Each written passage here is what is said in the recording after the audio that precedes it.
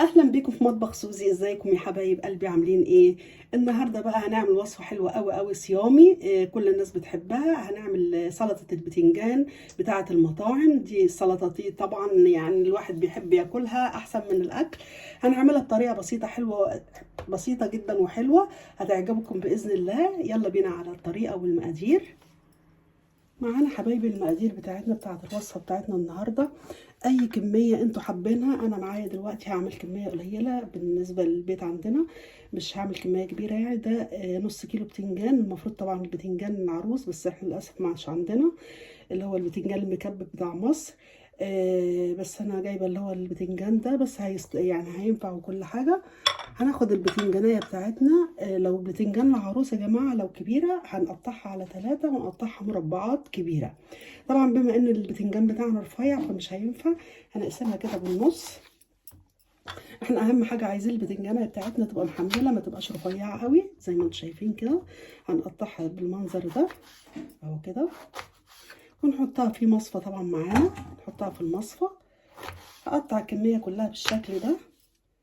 مش عايزين البتنجان، لو البتنجان قطعناها رفيعة بتبقى بتنشف مننا في القلي ومش هتبقى حلوة خالص.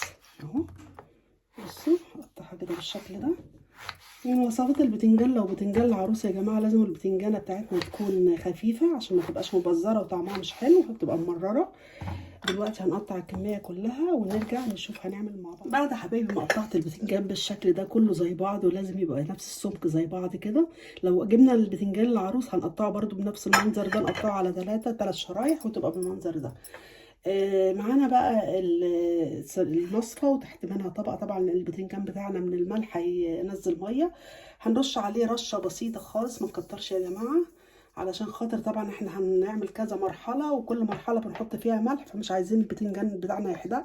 هنقلب البتنجان كده بالشكل ده ونركنه على جنب لمدة نص ساعة او ساعة لحد ما ينزل ميته خالص.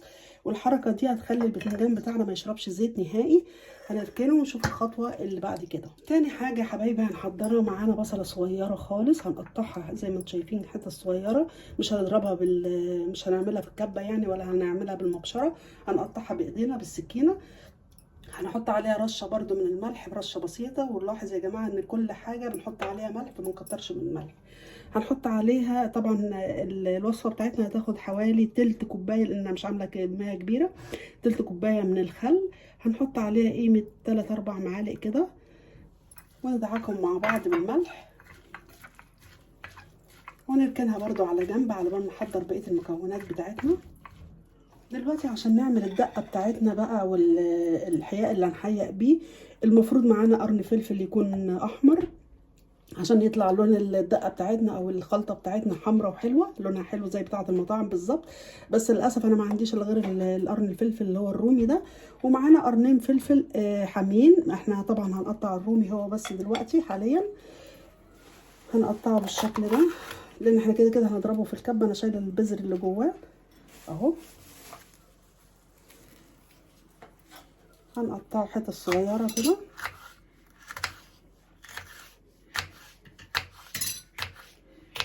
الفلفل الرومي برضو هنقطعه، بس مش هنضربه مش هنضربه مع الرومي، هنخليه كده على جنب اهو. نقطعه بالشكل ده. دلوقتي حبايبي في الشوب بتاع الخلاط او في الكبة او في اي حاجة احنا عندنا، معانا حوالي معلقة يعني مش مليانة قوي من الثوم المطحون او المهروس. هنحطها في الفريزر كله يا جماعة. ومعانا الفلفل اللي هو احمر، المفروض يكون احمر احمر عشان يدي لون حلو قوي. ومعانا نص معلقة من الكمون، ما نكترش من الكمون عشان بيمرر. ومعلقة صغيرة من الكزبرة الناشفة.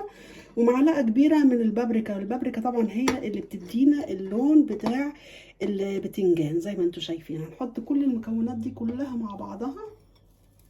مش هنحط الفلفل الحامي يا جماعه عشان ما يبقاش حراق قوي. دلوقتي هنحط الرومي بس.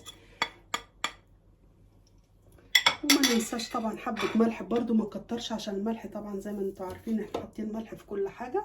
ومعانا بقيه الخل هنحطه. معانا حبه ميه صغيره برده. هنضرب كل المكونات دي مع بعضها وارجع لكم تاني. معانا عصير نص ليمونه كبيره او ليمونه صغيره نحطها برضو على الخليط بتاعنا. انا ضربتهم ضربه وهرجع اضربهم مره تانية مع بعض عشان حطيت الليمون. دلوقتي حبايبي بعد ما ضربنا الخلطه بتاعتنا هنحطها في طبق، وهنحط عليهم حبه من البصل بتاعنا اللي احنا كنا نقعينه في الملح والخل، ومعانا حبه كزبره خضراء،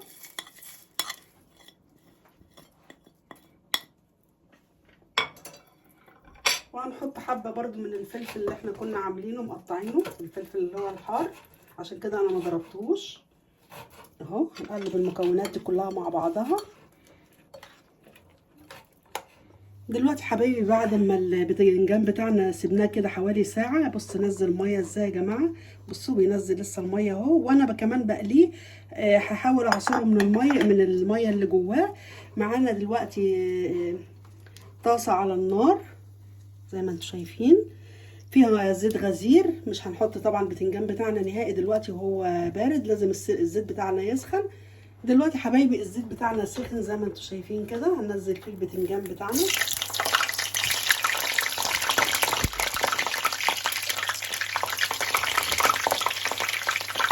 بالراحه طبعا عشان ما تحطش عليه ويبهدلنا.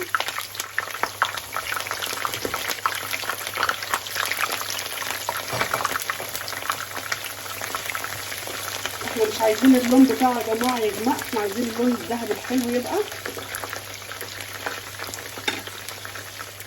ده اللون يا حبايبي المطلوب. دلوقتي معانا طبق عليه ورق المناديل بتاعه المطبخ، هنطلع الكميه دي. بص اللون ده حلو جدا اهو، مش غامق ولا حاجه، نصفيه كده من الزيت الزياده كده اهو.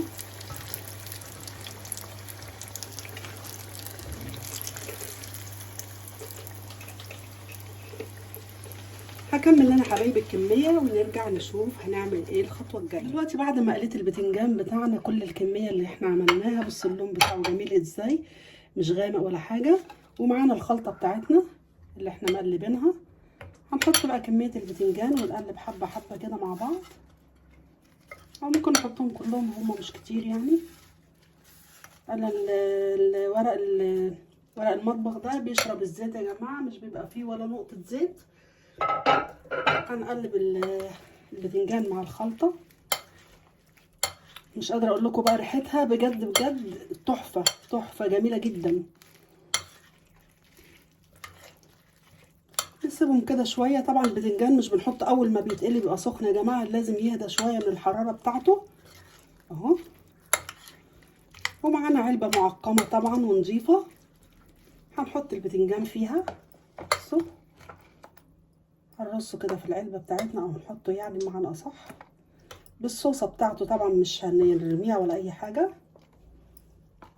ننزل كده الكميه كلها.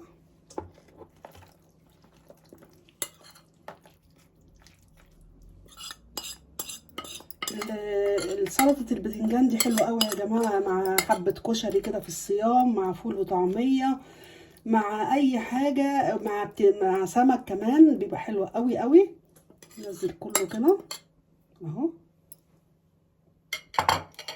ونجيب حبه الفلفل بتوعنا نحطهم على الوش كده.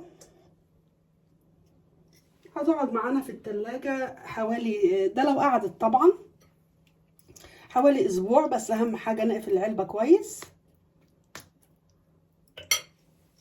وبكده حبايبي خلصنا الوصفه بتاعتكم. ايه رايكم بقى في الجمال والحلاوه دي؟ هنحطها في التلاجة لمده اسبوع، ده لو قعدت طبعا، لكن لوحدها هتبقى حلوه جدا. اتمنى طبعا الوصفه تكون عجبتكم، لو عجبتكم ما تنسيش بقى في اللايك والشير والسبسكرايب، واقول لكم سلام، باي باي.